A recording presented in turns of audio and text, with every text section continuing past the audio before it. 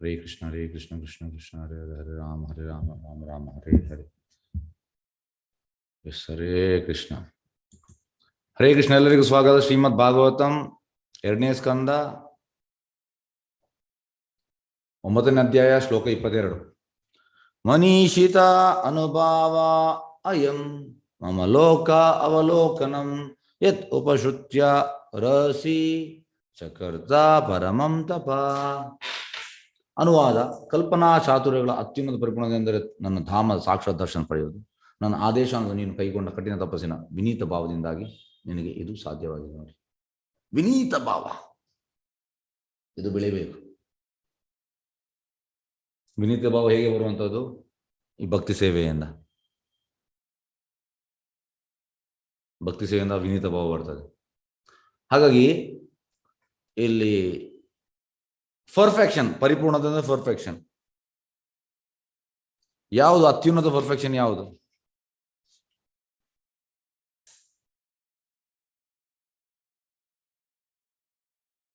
ಕೃಷ್ಣನ ಧಾಮದ ಸಾಕ್ಷಾತ್ ದರ್ಶನ ಪಡೆಯೋದು. ಮರಳಿ ದೇವತ ನಡೆಗೆ ಹೋಗುವಂಥದ್ದು, back home, back to God. ಇದು ಪರ್ಫೆಕ್ಷನ್. ನಾವೆಂತ ಎಣಿಸಿದ್ದೇವೆ? ಪರ್ಫೆಕ್ಷನ್ ಅಂದರೆ ಒಳ್ಳೆ ಎಜುಕೇಶನ್ ಮತ್ತೆ ಒಳ್ಳೆ ಕೆಲಸ. ಎಸ್, ಮಗ ಈಗ ಕಲಿತಾ ಇದ್ದಾನೆ, ಮಗಳಿಗೆ ಕಲಿತಾ ಇದ್ದಾಳೆ, ಆಯಿತು, ಸೆಟ್ ಆಯಿತು, ಪರ್ಫೆಕ್ಷನ್. ಅದು ಪರ್ಫೆಕ್ಷನ್ ಅಲ್ಲ. ಪರ್ಫೆಕ್ಷನ್ ಅಂದರೆ ಕೃಷ್ಣನ ಧಾಮಕ್ಕೆ ಹೋಗುವಂಥದ್ದು, ಅದರ ದರ್ಶನ ಪಡೆಯುವಂಥದ್ದು. ಇದು ಪರ್ಫೆಕ್ಷನ್.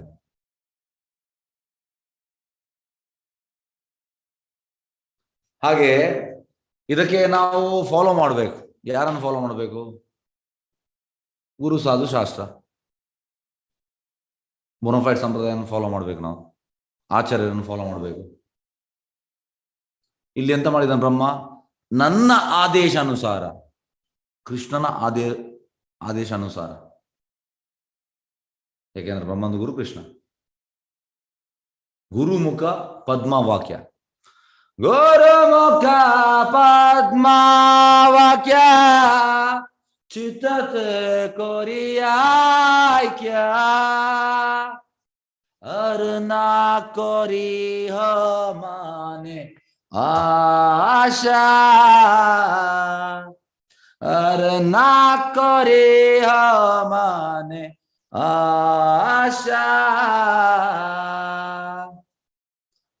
श्री गुरु चरण रते ऐसे उत्तम गति जे प्रसाद पूरे सर्वा ಆಶಾ. ನೋಡಿ, ಇದರ ಅರ್ಥ ಹೇಳ್ತಾರೆ. ಶ್ರೀ ಗುರುವಿನ ಮುಖಪದ್ಮದಿಂದ ಬರುವ ಬೋಧನೆಗಳು ನಿನ್ನ ಹೃದಯದೊಂದಿಗೆ ಒಂದಾಗಿಸಿಕೊಂಡು ಬೇರೆ ಏನನ್ನು ಆಸೆ ಪಡಬೇಡ. ಗುರುವಿನ ಚರಣ ಕಮಲಗಳ ಪ್ರತಿ ಅನುರಾಗ ಆಧ್ಯಾತ್ಮಿಕ ಪ್ರಗತಿಗೆ ಅತ್ಯುತ್ತಮ ಮಾರ್ಗ. ಅವನ ಕೃಪೆಯಿಂದ ಆಧ್ಯಾತ್ಮಿಕ ಪರಿಪೂರ್ಣದ ಬಯಕೆಗಳು ಈಡೇರುತ್ತವೆ. ಹಾಗಾಗಿ ಇಲ್ಲಿ ಬ್ರಹ್ಮ ಎಂತ ಮಾಡಿದಾನೆ?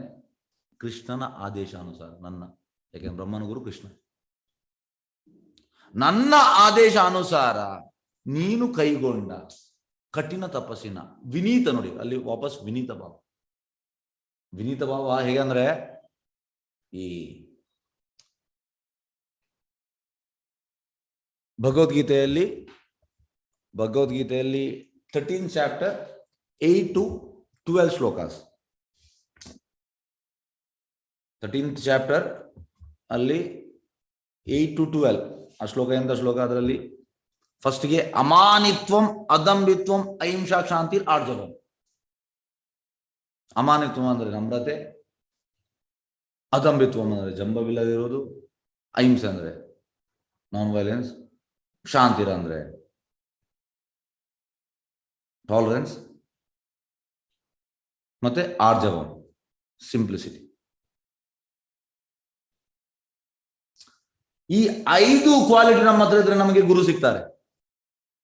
ನೆಕ್ಸ್ಟ್ ಬರುವಂಥದ್ದು ಆಚಾರ್ಯ ಉಪಾಸನ, 5th one. ಇದು ಕ್ವಾಲಿಟಿ ಇರ್ಬೇಕಾದ್ರೆ ನಮ್ಮ ಹತ್ರ. ಇದು ಕ್ವಾಲಿಟಿ ಇದ್ರೆ ಸಿಗುವಂಥದ್ದು ಗುರು. ಅದಕ್ಕೆ ಒಂದಕ್ಕೆ ಒಂದು ಕನೆಕ್ಟ್ ನೋಡಿ. ಅಮಾನಿತ್ವಂ ಅದಂಬಿತ್ವಂ ಅಹಿಂಸಾ ಶಾಂತಿ ಆರ್ಜವಂ ಆಚಾರ್ಯ ಉಪಾಸನ. ನೆಕ್ಸ್ಟ್ 6ನೇದು ಬರುವುದು ಆಚಾರ್ಯ ಉಪಾಸನ. ಇದು 5 ಕ್ವಾಲಿಟಿ ಬೇಕು. ಹಾಗಾಗಿ ಇವನ ಹತ್ರ ವಿನೀತ ಭಾವ ಇತ್ತು. ಯಾರ ಹತ್ರ? ಬ್ರಹ್ಮನ ಹತ್ರ. ಕಠಿಣ ತಪಸ್ಸಿನ ವಿನೀತ ಭಾವದಿಂದಾಗಿ ನಿನಗಿದು ಸಾಧ್ಯವಾಗಿದೆ. ವಿನೀತ ಭಾವ ಅಂದ್ರೆ ಇದು 5 ಇರಬೇಕು. ನಮ್ರತೆ, ಜಂಬವಿಲ್ಲದಿರುವುದು, ಮತ್ತೆ ಅಹಿಂಸೆ, ಶಾಂತಿ, ಮತ್ತೆ ಆರ್ಜವ. ಇದು ಮೇನ್. ಹಾಗೆ ಇಲ್ಲಿ ಅದು ಬ್ರಹ್ಮನ ಹತ್ರ ಇತ್ತು. ಹಾಗೆ ಅವನಿಗೆ ಸಾಧ್ಯವಾಗಿದೆ. ಈಗ ಭಾವಾರ್ಥಕ್ಕೆ ಹೋಗುವ ಭಾವಾರ್ಥ ಬೈ ಡಿವೈನ್ ಗ್ರೇಸ್ ಅಭಯ ಶರಣ ಅರವಿಂದ ಭಕ್ತಿ ವೇದಾಂತ ಸ್ವಾಮಿ ಶೀಲ ಗೋಪಾಲ್ ಶ್ರೀಲ ಪ್ರಭು ಪಾದ ಕಿ ಜೈ. ಜೀವನದ ಅತ್ಯುನ್ನತ ಪರಿಪೂರ್ಣತೆಯ ಘಟವೆಂದರೆ ಭಗವತ್ ಅನುಗ್ರಹದಿಂದ ಭಗವಂತನ ಸಾಕ್ಷಾತ್ ದರ್ಶನದಿಂದ ಅವನನ್ನು ಅರಿತುಕೊಳ್ಳುವುದು. ಇದು ಪರ್ಫೆಕ್ಷನ್ ಜನರಿಗೆ ಗೊತ್ತಿಲ್ಲ. ಪ್ರಭುಪಾದ ಹೇಳ್ತಾರೆ, whole world is in rat race. Rat race ಅಲ್ಲಿ ಉಂಟು ಎಂತ? Money money money sweeter than honey. ಹಣ ಮತ್ತೆ ಸೆನ್ಸ್ ಗ್ರಾಟಿಫಿಕೇಶನ್, ಇಂದ್ರಿಯ ಸುಖ. ಆದ್ರೆ ಜೀವನದ ಅತ್ಯುನ್ನತ ಪರ್ಫೆಕ್ಷನ್ ಯಾವುದು? ಈಗ ನೀವು ಒಂದು ಶಾಲಾ ಕಾಲೇಜಲ್ಲಿ ಹೋಗಿ ಹೇಳಿ, ಅವ್ರು ಹೇಳ್ತಾರೆ ನಿಮ್ಗೆ ಹುಚ್ಚು ಅಂತ ಹೇಳ್ತಾರೆ. ಪರ್ಫೆಕ್ಷನ್ 99 ಮಾರ್ಕ್ ತೆಗೆಯುವಂಥದ್ದು, ರ್ಯಾಂಕ್ ಬರುವಂಥದ್ದು, ದೊಡ್ಡ ಕೆಲಸ ಸಿಗುವಂಥದ್ದು. ಎಸ್, ಈಗ ನಾವು ಅದಕ್ಕೆ ಕೌಂಟರ್ ಆರ್ಗ್ಯುಮೆಂಟ್ ಮಾಡ್ತಾ ಹೋಗ್ಬೋದು. ಎಸ್, ಓಕೆ, ಪರ್ಫೆಕ್ಷನ್ ಅಂತ ಕಲಿಬೇಕು. ಕೆಲಸಕ್ಕೆ ಮತ್ತೆ ಅಂತ, ಮತ್ತೆ ಮದುವೆ ಆಗುವಂಥದ್ದು, ಮತ್ತೆ ಅಂತ, ಮತ್ತೆ ಮಕ್ಕಳು ಮಾಡೋದು, ಮತ್ತೆ ಅಂತ, ಮತ್ತೆ ಗೊತ್ತಿಲ್ಲ, ಮತ್ತೆ ಪ್ರಾಯ ಆಗ್ತದೆ, ಮತ್ತೆ ಗೊತ್ತಿಲ್ಲ, ಮತ್ತೆ ಸಾಯ್ಬೇಕು. ಇದು ಪರ್ಫೆಕ್ಷನ್? ಜನರಿಗೆ ಮತ್ತೆ ಮತ್ತೆ ಮತ್ತೆ ಪ್ರಶ್ನೆ ಮಾಡಿದ್ರೆ ಮತ್ತೆ ಲಾಸ್ಟಿಗೆ ಅದು ಎಂತ ಗೊತ್ತಿಲ್ಲ ಅವರಿಗೆ. ಸಣ್ಣದಿರೋ ನಾವು ತುಂಬಾ ಚಂದವಾಗಿ ನಮ್ಮ ಮಕ್ಕಳನ್ನು ಬೆಳೆಸ್ತೇವೆ, ಎಲ್ಲ ಕೊಡ್ತೇವೆ, ಮತ್ತೆ ಒಳ್ಳೆ ಮಾರ್ಕ್ಸ್ ಬರ್ಬೇಕು, ಈ ರೀತಿ ಒಳ್ಳೆ ಕೆಲಸ ಸಿಗ್ಬೇಕು. ನಮ್ಮ ಅದೇ, ಎಸ್, ನನ್ನ ಮಗ ಡಾಕ್ಟರ್ ಆಗ್ಬೇಕು, ನನ್ನ ಮಗ ಇಂಜಿನಿಯರ್ ಆಗ್ಬೇಕು, ನನ್ನ ಮಗ ಅದು ಆಗ್ಬೇಕು, ಇದು ಆಗ್ಬೇಕು, ಇದು ಇಚ್ಛೆ ನಮ್ದು. ಇದು ಪರ್ಫೆಕ್ಷನ್ ಅಲ್ಲ. ಇದು ಪರ್ಫೆಕ್ಷನ್ ಅಲ್ಲ. ಪ್ರಭುಪಾದ ಹೇಳ್ತಾರೆ, ನಾಯಿ ಬೆಕ್ಕುಗಳು ಕೂಡ ಇದು ಮಾಡ್ತದೆ. ನಾಯಿ ಬೆಕ್ಕುಗಳು ಆದ್ರೆ ಅವ್ರು ಕಾಲೇಜಿಗೆ ಹೋಗುದಿಲ್ಲ, ಆದ್ರೆ ಅವರಿಗೆ ಎಂತ ಹೇಳುವಂತದ್ದು, ಆಹಾರ ನಿದ್ರೆ ಭಯ ಮೈಥುನ ಮಾಡ್ತಾರೆ ಅವರು. ಪ್ರಾಣಿ ಪಕ್ಷಿಗಳು ಕೂಡ ಮಾಡ್ತಾರೆ, ಎಲ್ಲ ಮಾಡ್ತಾರೆ, ಎಲ್ಲ ಜೀವಿಗಳು. ಹಾಗಾಗಿ ನಾವು ಕೂಡ ಅದನ್ನೇ ಮಾಡಿದ್ರೆ ನಮ್ಗೆ ಒಂದು ಪ್ರಾಣಿಗಳಿಗೆ ಎಂತ ವ್ಯತ್ಯಾಸ, ನಮ್ಗೆ ಒಂದು ಪಕ್ಷಿಗಳಿಗೆ ಎಂತ ವ್ಯತ್ಯಾಸ? ಏನು ವ್ಯತ್ಯಾಸ ಇಲ್ಲ. ಹಾಗಾಗಿ ಇದು ಪರ್ಫೆಕ್ಷನ್ ಅಲ್ಲ. ನಿಜವಾದ ಪರಿಪೂರ್ಣತೆ ಎಂದರೆ ಭಗವತ್ ಅನುಗ್ರಹದಿಂದ, ಕೃಷ್ಣನ ಅನುಗ್ರಹ ಬೇಕು ನಮ್ಗೆ. ಪ್ರಭುಪಾದ ಹೇಳ್ತಾರೆ, this Krishna consciousness movement is mercy movement. ಕೃಪೆಯ ಇದು ಯಾವುದು ಮೂವ್ಮೆಂಟ್, ಸಂಸ್ಥೆ ಇದು. ಗುರು ಕೃಷ್ಣ ಕೃಪಾಯ ಪಾಯ ಭಕ್ತಿಲತಾ ಬೀಜ್. ಕೃಪೆಯಿಂದ ಸಿಗುವಂಥದ್ದು, ನಮ್ಮ ಸೋಕಾಲ್ಡ್ ಅಕಾಡೆಮಿಕ್ ಇಂದ ಸಿಗುವುದಲ್ಲ. ಈಗ ನಾನು ಹೇಳ್ಬೋದು ನಾನು ತುಂಬಾ ಕಲ್ತಿದ್ದೇನೆ ಅಂತ, ಕಲ್ತು ಕೂಡ ಸಾಕ್ಷಾತ್ಕಾರ ಸಿಗ್ಲಿಕ್ಕಿಲ್ಲ. ಕಲ್ತವನಿಗೆ ಸಿಗ್ಬಹುದು, ಅದು ಭಗವದ್ಗೀತೆಯಲ್ಲಿ ಭಗವಂತ ಹೇಳ್ತಾನೆ. ಎಲ್ಲಿ ಹೇಳ್ತಾನೆ? ಎಸ್, ಯಾರು ಹೇಳ್ತೀರಿ ಇದಕ್ಕೆ ಉತ್ತರ? ಅನ್ಮ್ಯೂಟ್ ಮಾಡ್ತೇನೆ. ಕಲ್ತವನಿಗೆ ಕೂಡ ಸಿಗ್ತದೆ, ಕಲಿಯದವನಿಗೆ ಕೂಡ ಸಿಗ್ತದೆ. ಎಸ್, ಯಾರು ಹೇಳ್ಬೋದಾ ಭಗವದ್ಗೀತೆ? ಎಸ್, ಹರೇ ಕೃಷ್ಣ. ಅನ್ಮ್ಯೂಟ್ ಮಾಡಿದ್ದೇನೆ. ಕಲ್ತವನಿಗೆ ಕೂಡ ಭಗವಂತ ರಿಯಲೈಸೇಷನ್ ಕೊಡ್ತಾನೆ, ಕಲಿಯದವನಿಗೆ ಕೂಡ ಕೊಡ್ತಾನೆ.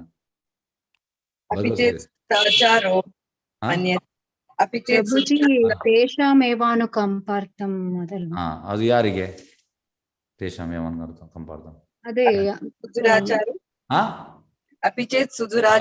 ಅದಲ್ಲ, ಅವ್ರು ಸಂಗೀತಮಯ ಹೇಳಿದೆ. ಯಾರು ಅದು? ಅಂದ್ರೆ ಅಜ್ಞಾನದಲ್ಲಿ ಇದ್ದವರಿಗೆ ಜ್ಞಾನದ ಬೆಳಕನ್ನು. ಹೌದು. ಮತ್ತೆ ಎಜುಕೇಟೆಡ್ ನವ್ರಿಗೆ ಯಾವುದು? ಸತತ ಯುಕ್ತಾನ ಮಧ್ಯಾಹ್ನ ಪ್ರಭುಜಿ. ಅದು ಎಜುಕೇಟೆಡ್. S, very good. ನೋಡಿ, ಭಗವಂತ both for educated and uneducated ಇಬ್ಬರಿಗೂ ಕೂಡ ಭಗವಂತ ಕೃಪೆ ತೋರಿಸಿದ. ಭಗವಂತನಿಗೆ ಎಂತ ಹೇಳುವಂತಹದ್ದು, ಇಬ್ಬರಿಗೂ ಕೃಪೆ ತೋರಿಸ್ತಾನೆ. 10th ಶ್ಲೋಕ 10.10 ಶ್ಲೋಕ ಇಟ್ ಇಸ್ ಫಾರ್, ಅಲ್ಲಿ ಅಂತ ಹೇಳುವಂತಹದ್ದು ಬುದ್ಧಿ ಯೋಗಂ. It is for meant for educated class. ತೇಷಾಂ ಸದಯುಕ್ತಾನಾಂ ಭಜತಾಂ ಪ್ರೀತಿಪೂರ್ವಕಂ ದದಾಮಿ ಬುದ್ಧಿ ಯೋಗಂ. ಅದು it is meant for educated. ಭಗವಂತ ಕೃಪೆ ತೋರಿಸ್ತಾನೆ. ಮತ್ತೆ ನೆಕ್ಸ್ಟ್ ಬರುವಂತಹದ್ದು 11 ಶ್ಲೋಕ 10.11 ಅದು ಯಾರಿಗೆ? ಎಜುಕೇಶನ್ ಬೇಕಂತಿಲ್ಲ ಅವರಿಗೆ. ತೇಷಾಂ ಏವಾನುಕಂಪಾರ್ಥಂ ಅಹಂ ಅಜ್ಞಾನಜಂ ತಮಃ ನಾಶಾಮಿ ಆತ್ಮಭಾವಸ್ತು. ಒಳಗೆ ಜ್ಞಾನದ ಬೆಳಕಿನಿಂದ ಅಜ್ಞಾನದ ಕತ್ತಲನ್ನು ನಾಶ ಮಾಡ್ತಾನೆ. ಜ್ಞಾನದೀಪೇನ ಭಾಷತ. ಹಾಗಾಗಿ ಭಗವಂತನ ಅನುಗ್ರಹದಿಂದ ಆಗುವಂಥದ್ದು, ಭಗವಂತನ ಅನುಗ್ರಹ. ಆಗ ಪ್ರಭುಪಾದ ಹೇಳ್ತಾರೆ, this Krishna conscious movement is a mercy movement, ಕೃಪೆಯ ಮೂವ್ಮೆಂಟ್ ಇದು. ಭಗವಂತನ ಕೃಪೆಯಿಂದ ಆಗುವಂಥದ್ದು, ನಮ್ಮ ಸೋಕಾಲ್ ಇದರಿಂದ, ಅದು ಸರ್ಕಸ್ ಇಂದ ಅಲ್ಲ, ಅಲ್ಲವೇ ಅಲ್ಲ. ಗುರುಗಳು ಮತ್ತು ನೈಜ ಆಚಾರ್ಯಗಳಿಂದ ಅಂಗೀಕೃತವಾದ ಪ್ರಾಮಾಣೀಕೃತ ಅಪೌರುಷೇಯ ಧರ್ಮಗ್ರಂಥದಲ್ಲಿ ವಿಧಿಸಿರುವಂತಹ ಭಕ್ತಿಯುತ ಸೇವೆಯನ್ನು ಭಗವಂತನಿಗೆ ಸಲ್ಲಿಸಲು ಇಚ್ಛಿಸುವವರೆಲ್ಲರೂ ಇದನ್ನು ಸಾಧಿಸಬಹುದು. ನೋಡಿ, ಸೇವೆ ಸಲ್ಲಿಸಲು ನಮಗೆ ಇಚ್ಛೆ ಇದ್ರೆ ನಮ್ಗೆ ಇದಾಗ್ತದೆ.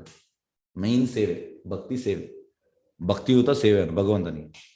ಉದಾಹರಣೆಗೆ ಭಗವದ್ಗೀತೆಯು ಶಂಕರ, ರಾಮಾನುಜ, ಮಧ್ವ, ಚೈತನ್ಯ, ವಿಶ್ವನಾಥ, ಬಲದೇವ ವಿದ್ಯಾಭೂಷಣ್, ಭಕ್ತಿ ಸಿದ್ಧಾಂತ ಸರಸ್ವತಿ ಇವರೇ ಮೊದಲಾದ ಅನೇಕ ಮಹಾನ್ ಆಚಾರ್ಯಗಳಿಂದ ಅಂಗೀಕಾರ ಪಡೆದ ವೇದ ಸಾಹಿತ್ಯ. ಮಾಮೂಲಿ ಅಲ್ಲ, ಇವರೆಲ್ಲ ಇದಕ್ಕೆ ರೆಕಮೆಂಡ್ ಮಾಡಿದ್ದಾರೆ. ಇವರೆಲ್ಲ ಮಾಮೂಲಿ ಜನ ಅಲ್ಲ. ಇವರೆಲ್ಲ ನೋಡಿ, ಶಂಕರಾಚಾರ್ಯ ಅಂದ್ರೆ ಶಿವ, ರಾಮಾನುಜಾಚಾರ್ಯ ಅಂದ್ರೆ ಶೇಷ, ಮಧ್ವಾಚಾರ್ಯ ಅಂದ್ರೆ ವಾಯು, ಚೈತನ್ಯ ಮಹಾಪ್ರಭು ಕೃಷ್ಣ, ವಿಶ್ವನಾಥ್ ಇವರದ್ದು ಮಂಜರೀಸ್, ವಿಶ್ವನಾಥ ಚಕ್ರವರ್ತಿ, ಬಲದೇವ್ ಈಸ್ ಮಂಜರಿ, ಸಿದ್ಧಾಂತ ಈಸ್ ಮಂಜರಿ. ಮಾಮೂಲಿ ಜನ ಅಲ್ಲ ಇವರು. ಹಾಗಾಗಿ ಪಡೆದ ವೇದ ಸಾಹಿತ್ಯ, ಆ ಭಗವದ್ಗೀತೆಯಲ್ಲಿ ದೇವೋತ್ತಮ ಪುರುಷ ಶ್ರೀಕೃಷ್ಣನು ಯಾರೊಬ್ಬರು ಸದಾಕಾಲ ನನ್ನ ಚಿಂತನೆ ಮಾಡಬೇಕು. ಭಗವಂತ ಹೇಳಿದ್ದಾನೆ ಎಂತ? ಮನ್ಮನಾ ನನ್ನ ಚಿಂತೆ ಮಾಡು. ನೆಕ್ಸ್ಟ್ ಎಂತ ಬರುವಂತಹದ್ದು? ಸದಾಕಾಲ ನನ್ನ ಭಕ್ತ ಆಗು. ಮನ್ಮನಾ ಮದ್ ಭಕ್ತ ನನ್ನ ಭಕ್ತನಾಗು. ಮಧ್ಯಾಜಿ ನನಗೆ ಪೂಜೆ ಮಾಡು, ಸದಾ ನನ್ನ ಆರಾಧಿಸಬೇಕು, ಸದಾ ನನಗೆ ನಮಸ್ಕರಿಸಬೇಕು. ಮಾಂ ನಮಸ್ಕರು. ಇದನ್ನು ಮಾಡ್ಲಿಕ್ಕೆ ಹೇಳಿದ್ದಾನೆ. ಇದು 2 ಸತಿ ಹೇಳಿದ್ದಾನೆ. 9ನೇ ಅಧ್ಯಾಯ 34ನೇ ಶ್ಲೋಕ ಮತ್ತೆ 18ನೇ 65ನೇ ಶ್ಲೋಕ. ಹೀಗೆ ಯಾರು ಮಾಡ್ತಾರೋ ನನ್ನ ಭಗವದ್ಧಾಮ ಬರ್ತಾ ಅಂತ ಭಗವಂತ ಹೇಳಿದ್ದಾನೆ. ಈಗ ನಾವು ಜಸ್ಟ್ ಇದನ್ನು ಮಾಡ್ಬೇಕಷ್ಟೇ. ಭಗವಂತ ಹೇಳಿದ್ದಾನೆ, ಪ್ರಭು ಹೇಳ್ತಾರೆ 1+1 is equal to 2. It cannot be 3. It is always 2. ಹಾಗೆ ಇದನ್ನು 4 ಮಾಡಿದ್ರೆ ನಾವು ಧಾಮಕ್ಕೆ ಹೋಗುದು ಗ್ಯಾರಂಟಿ, ಕೃಷ್ಣನ ಧಾಮಕ್ಕೆ ಎಂದು ಹೇಳುತ್ತಾನೆ. ಮತ್ತು ಹೀಗೆ ಮಾಡುವುದರಿಂದ ಯಾರೊಬ್ಬರು ನಿಸ್ಸಂದೇಹವಾಗಿ ಭಗವದ್ಧಾಮ ಮರಳುವುದು ಖಚಿತ, ಗ್ಯಾರಂಟಿ. ಈಗ ಹೇಳ್ತಾರಲ್ಲ, LICಗೆ ಹಾಕಿ ನಿಮಗೆ ಗ್ಯಾರಂಟಿಡ್ 12% ರಿಟರ್ನ್ ಸಿಗ್ತದೆ. ಗ್ಯಾರಂಟಿಡ್ ರಿಟರ್ನ್ ಎಷ್ಟು? 20 ವರ್ಷದ ನಂತರ ಗ್ಯಾರಂಟಿಡ್ ರಿಟರ್ನ್. ಅದೇ ರೀತಿ ಕೃಷ್ಣ ಕೂಡ ಗ್ಯಾರಂಟಿಡ್ ಹೇಳ್ತಾನೆ. ಈ 4 ಮಾಡಿದ್ರೆ ಕೃಷ್ಣ ಧಾಮಕ್ಕೆ ನಾವು ಹೋಗ್ತೇವೆ. ಬೇರೆ ಕಡೆಗಳಲ್ಲಿಯೂ ಇದೇ ಆದೇಶವಿದೆ. ಯಾರೊಬ್ಬರು ಉಳಿದೆಲ್ಲ ಚಟುವಟಿಕೆಗಳನ್ನು ತ್ಯಜಿಸಿ ನಿಸ್ಸಂಕೋಚವಾಗಿ ಭಗವಂತನಿಗೆ ಸಂಪೂರ್ಣ ಶರಣಾಗತನ ಇರಬೇಕು. ಯಾವುದೇ ಸಂಕೋಚ ಇಲ್ಲದೆ ನೋಡಿ, ಟೋಟಲ್ ಸರೆಂಡರ್ ಆಗಬೇಕು. ಅಂತ ಭಗವಂತನಿಗೆ ಸಂಪೂರ್ಣ ಶರಣಾಗತನಾಗಬೇಕು. ಅಂತ ಭಕ್ತನಿಗೆ ಭಗವಂತನ ಸಕಲ ರಕ್ಷಣೆ ನೀಡುವನು. ಅಂಥವ್ರಿಗೆ ನೀಡ್ತಾನೆ ಟೋಟಲ್ ಸರೆಂಡರ್.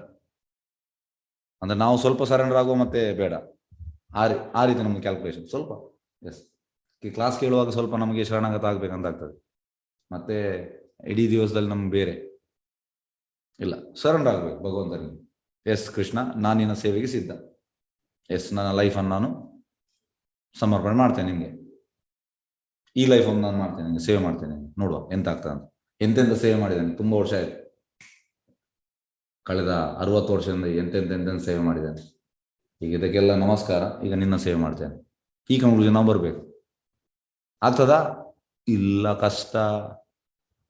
ಹಾಗೆ ಬರ್ಲಿಕ್ಕೆ ಕಷ್ಟ.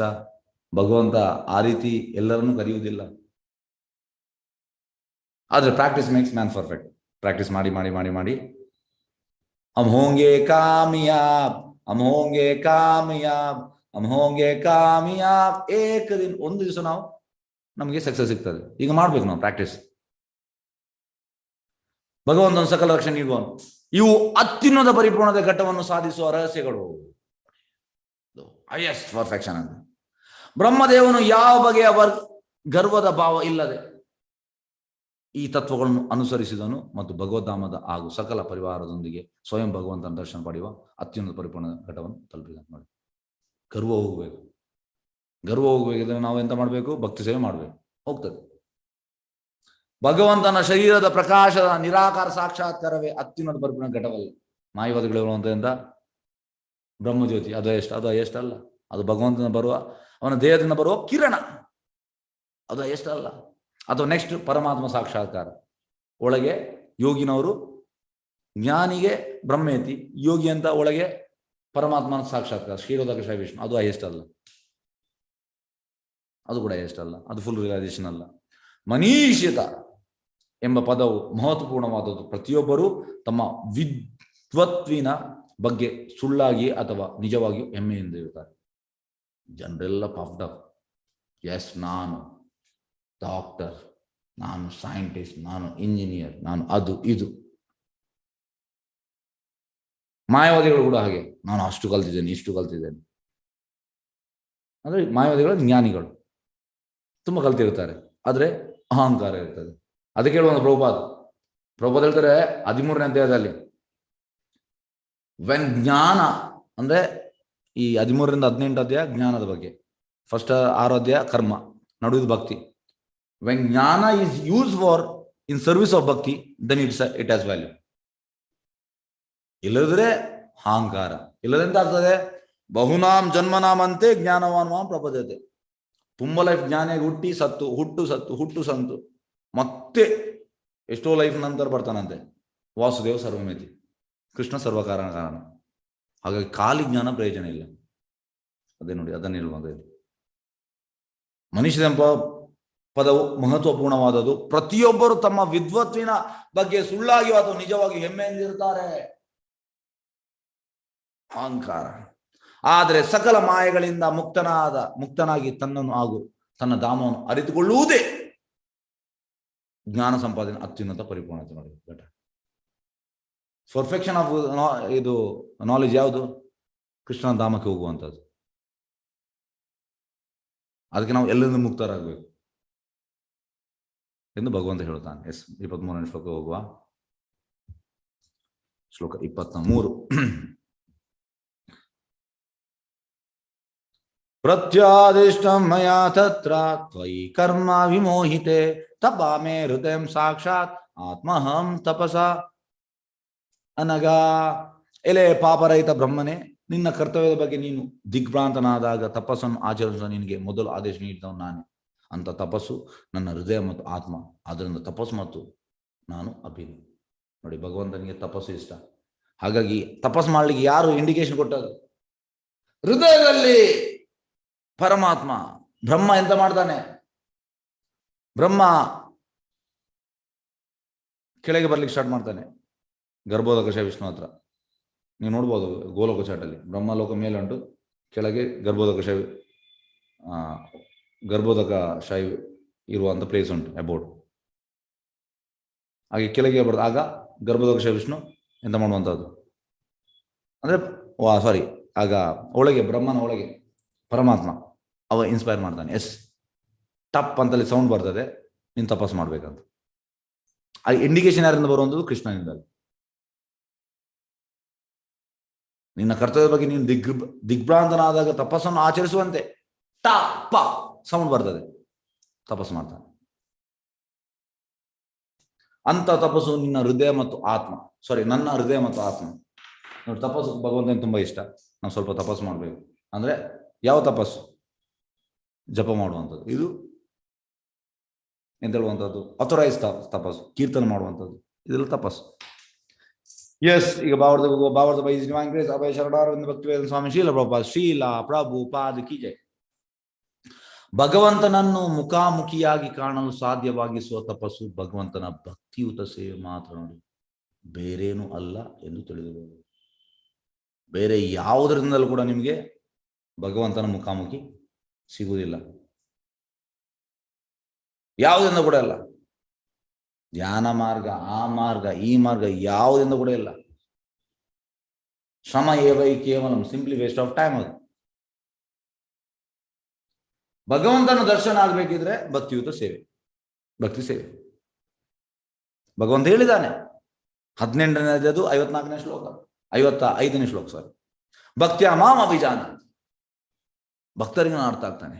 ಹಾಗೆ ಭಕ್ತಿ ಸೇವೆಯಿಂದ ನಮಗೆ ಭಗವಂತನ ದರ್ಶನ ಆಗ್ತದೆ, ಬೇರೆ ಯಾವ ಪ್ರೊಸೆಸ್ ಇಂದ ಅಲ್ಲ.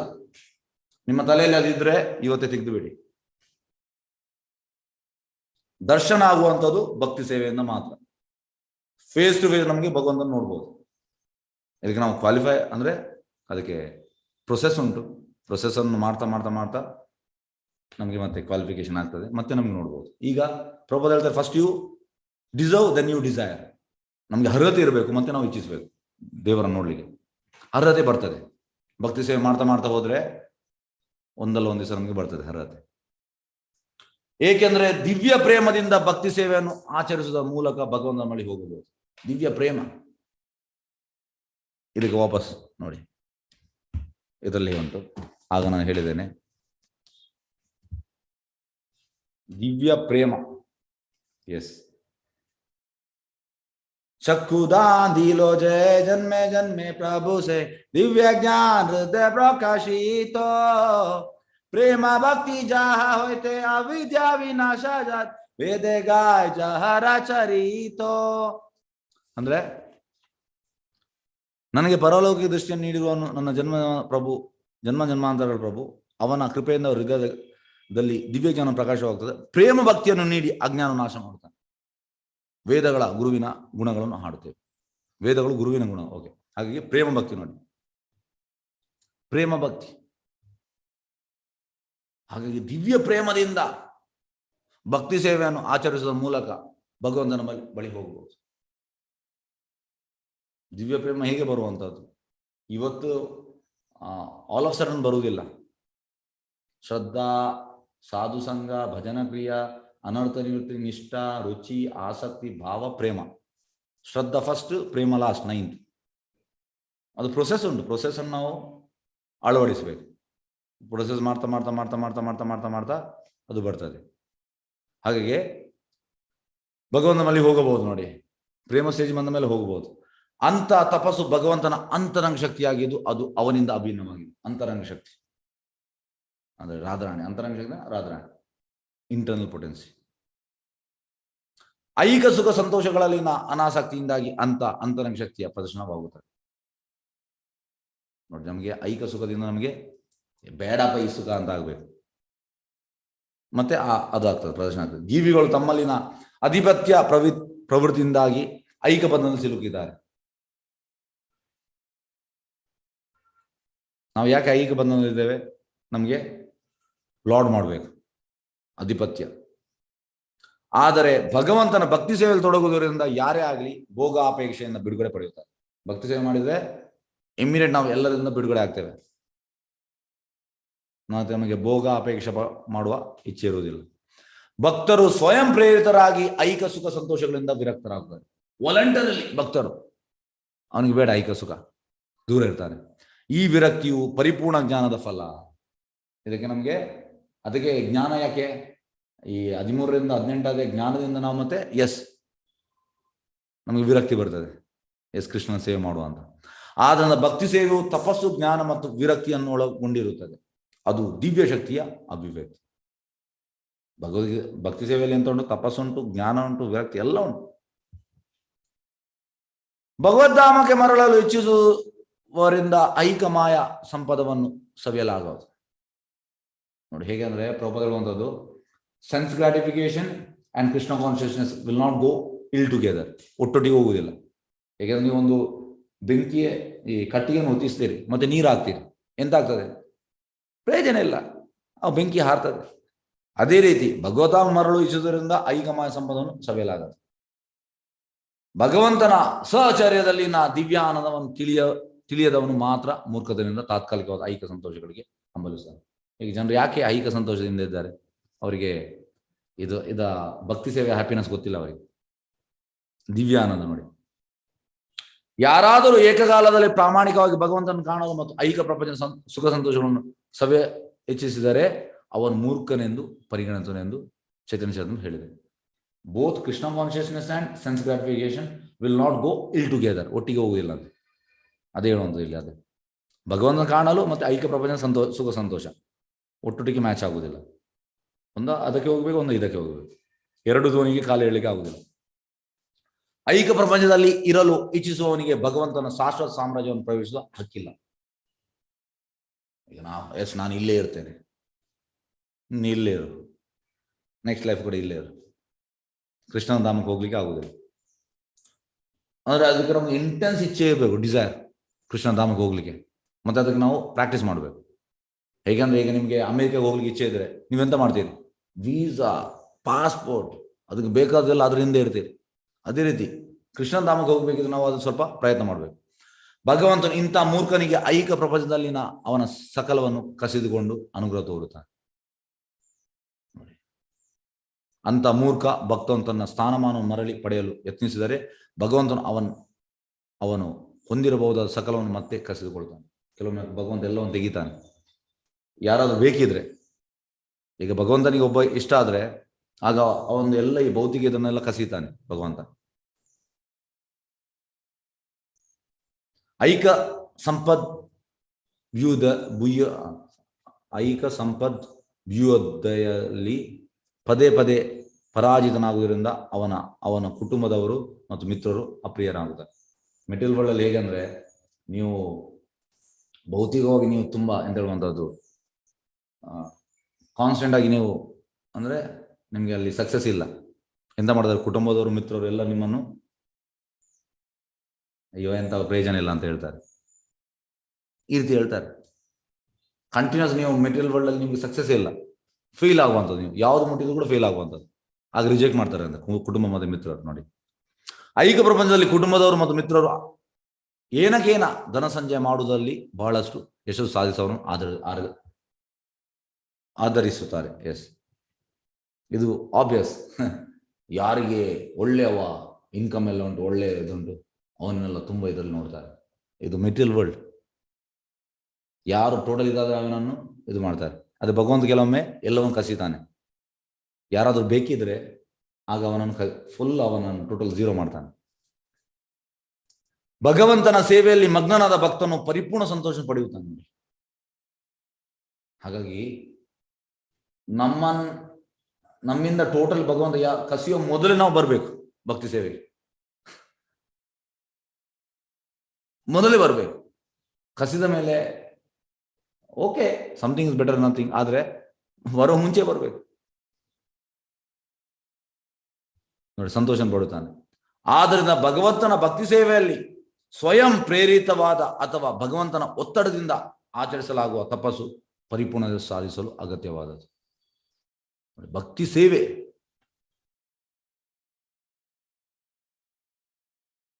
ಭಗವಂತನ ಒತ್ತಡದಿಂದ ಆಚರಿಸುವ ತಪಸ್ಸು. ಹಾಗೆ ಭಕ್ತಿ ಸೇವೆ ಇಸ್ ಅ ಪರ್ಫೆಕ್ಟ್, ಪರಿಪೂರ್ಣತೆ ಅಗತ್ಯವಾದದ್ದು. ಅದು ಯಾವ್ದು? ಭಕ್ತಿ ಸೇವೆ, ಬೇರೆ ಯಾವುದಲ್ಲ. ಅಂತ ತಪಸ್ಸು ಭಗವಂತನ ಅಂತರಂಗದ ಶಕ್ತಿ. ಹಾಗಾಗಿ ಬೇರೆ ಯಾವುದನ್ನು ಮಾಡ್ಲಿಕ್ಕೆ ಹೋಗಬೇಡಿ, ಜಸ್ಟ್ ಭಕ್ತಿ ಸೇವೆ ಮಾಡಿ. ಸಿಂಪಲ್ ತಪಸ್ಸು. ಪ್ರಭುಪಾದ ಹೇಳ್ತಾರೆ ಎಂತಂದ್ರೆ, ಚಾಂಟ್, ಡ್ಯಾನ್ಸ್, ಟೇಕ್ ಕೃಷ್ಣ ಪ್ರಸಾದ. ಎಷ್ಟು ಸಿಂಪಲ್ ಇದೆ. ಆದ್ರೂ ನಾವು ಕಷ್ಟದಕ್ಕೆಲ್ಲ ಹೋಗುವಂಥದ್ದು, ಅದರಲ್ಲಿ ಏನು ಮಜಾ ಇಲ್ಲ. Simply waste of time. ಅದು ಎಲ್ಲ ಪಾಪಗಳನ್ನು ಸಂಪೂರ್ಣವಾಗಿ ಮುಕ್ತನಾಗುವವರೆಗೂ ಯಾರೊಬ್ಬನು ಭಕ್ತಿ ಸೇವೆಯ ತಪಸ್ಸಿನಲ್ಲಿ ನಿರತನಾಗ. ಅದು ಭಗವದ್ಗೀತೆಯಲ್ಲಿ ಹೇಳ್ತಾನೆ. ಭಗವದ್ಗೀತೆ ಅಂತ ಹೇಳುವಂಥದ್ದು, ಯಾರ್ದು ಪೂರ್ತಿ ಪಾಪಗಳು ಹೋಗಿದೆ, ಯಾರು ತುಂಬಾ ಲಾಸ್ಟ್ ಲೈಫಲ್ಲಿ ಮತ್ತೆ ಈ ಲೈಫಲ್ಲಿ ತುಂಬಾ ಪುಣ್ಯ ಮಾಡಿದೆ ಮತ್ತು ಅವನ ಪಾಪ ಎಲ್ಲ ಹೋಗಿದೆ, ಅವ ಬರ್ತಾನೆ ಅಂತ. ಎಲ್ಲರಿಗೂ ಭಕ್ತಿ ಸೇವೆಯಲ್ಲಿ ಬರ್ಲಿಕ್ಕೆ ಆಗುದಿಲ್ಲ ಸರ್. ಈಗ ಹೇಗಂದ್ರೆ, ಈಗ ನಾವೀಗ ಭಕ್ತಿ ಸೇವೆಯಲ್ಲಿ ಇದ್ದೇವೆ, ಇದರ ಅರ್ಥ ಅಂತ ನಾವು ಲಾಸ್ಟ್ ಲೈಫಲ್ಲಿ ಇದ್ದೇವೆ, ಅಲ್ಲಿ ಕಟ್ಟಾಗಿತ್ತು, ಈಗ ನಾವು ಮಾಡ್ತಾ ಇದ್ದೇವೆ ಅಷ್ಟೇ. ಸುಲಭ ಅಲ್ಲ, ಇದು ಡೈಮಂಡ್ ಇದ್ದಾಗೆ. ಭಕ್ತಿ ಸೇವೆ ಎಲ್ಲರಿಗೂ ಸಿಗುವುದಿಲ್ಲ.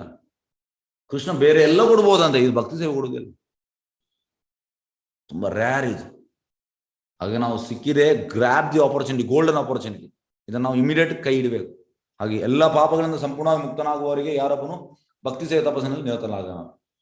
ಭಗವದ್ಗೀತೆಯಲ್ಲಿ ಹೇಳಿರುವಂತೆ ಪಾಪಗಳ ಸಕಲ ರೀತಿಯ ಪ್ರತಿಕ್ರಿಯೆಯಿಂದ ಸಂಪೂರ್ಣವಾಗಿ ಮುಕ್ತನಾದವನು ಮಾತ್ರ ಭಗವಂತನ ಆರಾಧನೆಯಲ್ಲಿ ತನ್ನನ್ನು ತೊಡಗಿಸಿಕೊಳ್ಳಬಲ್ಲ. ಭಗವತಲ್ಲಿ ಉಂಟಿತು ಶ್ಲೋಕ. ಬ್ರಹ್ಮದೇವನು ಪಾಪರಹಿತನು, ಆದ್ದರಿಂದಲೇ ಅವನು ಭಗವಂತನ ತಪ ಎಂಬ ಸಲಹೆಯನ್ನು ವಿಧೇಯವಾಗಿ ಆಚರಿಸಿದ. ತಪ್ಪನ್ನು ಸೌಂಡ್ ಬರ್ತದೆ, ಅವ ತಪಸ್ಸು ಮಾಡ್ತಾನೆ, ತುಂಬಾ ಬುದ್ಧಿವಂತವ. ಭಗವಂತನು ಅದರಿಂದ ತೃಪ್ತನಾಗಿ ಅವನು ಬಯಸಿದ ಫಲ ನೀಡಿದ. ನಾವು ಭಗವಂತನನ್ನು ಸ್ಯಾಟಿಸ್ಫೈ ಮಾಡಬೇಕು. ಪ್ರಭು ಹೇಳ್ತಾರೆ, ನಾವು ಎಷ್ಟೇ ಮಾಡಿರ್ಲಿ ಭಗವಂತ ಪ್ಲೀಸ್ ಆಗಿದಾನ, ಆಗ್ಲಿಲ್ಲ, ವೇಸ್ಟ್ ನಮ್ದು. ಹಾಗಾಗಿ ನಾವು ಭಗವಂತನ ಸ್ಯಾಟಿಸ್ಫೈ ಮಾಡ್ಲಿಕ್ಕೆ ನೋಡ್ಬೇಕು. ಬಯಸಿದ ಫಲ ನೀಡಿದಾನೆ. ಆದ್ದರಿಂದ ಪ್ರೇಮ ತಪಸ್ಸುಗಳ ಸಂಯೋಗ ಮಾತ್ರ ಭಗವಂತನ ತೃಪ್ತಿಪಡಿಸಬಲ್ಲ. ತನ್ಮೂಲಕ ಯಾರೊಬ್ಬರು ಅವನ ಸಂಪೂರ್ಣ ಕರುಣೆಯನ್ನು ಪಡೆಯಲು ಶಕ್ತರಾಗಬಹುದು. ಪ್ರೇಮದಿಂದ ಭಗವಂತನಿಗೆ ಎಲ್ಲ ಉಂಟು, ಅವನಿಗೆ ಬೇರೆ ಯಾವುದು ಬೇಡ. ನಮ್ದು ಅವನಿಗೆ ಬೇಕಿರುವಂಥದ್ದು ಪ್ರೇಮ. ಭಗವಂತನ ಹೆಸರು ಭಾವಗ್ರಹಿ ಜನಾರ್ದನ. ನೀವು ಭಾವದಿಂದ ಪ್ರೇಮದಿಂದ ಕೊಟ್ರೆ ಭಗವಂತ ಸ್ವೀಕರಿಸ್ತಾನೆ. ತನ್ಮೂಲಕ ಯಾರೊಬ್ಬರು ಅವನ ಸಂಪೂರ್ಣ ಕರುಣೆ ಕೊಡ್ತಾನೆ. ಅವನು ಪಾಪ ರಹಿತ ಭಕ್ತನಿಗೆ ಮಾರ್ಗದರ್ಶನ ಮಾಡುತ್ತಾನೆ ಮತ್ತು ಪಾಪರಹಿತ ಭಕ್ತನು ಜೀವನ ಅತ್ಯುನ್ನತ ಪರಿಪೂರ್ಣ ಸಾಧಿಸ್ತಾನೆ. ಯಾರು ಪಾಪರಹಿತ ಅವನಿಗೆ ಮಾರ್ಗದರ್ಶನ ಮಾಡ್ತಾನೆ. ಎಸ್ ಕೃಷ್ಣ ಚೈತನ್ಯ. ಒಂದು ನಿಮಿಷ.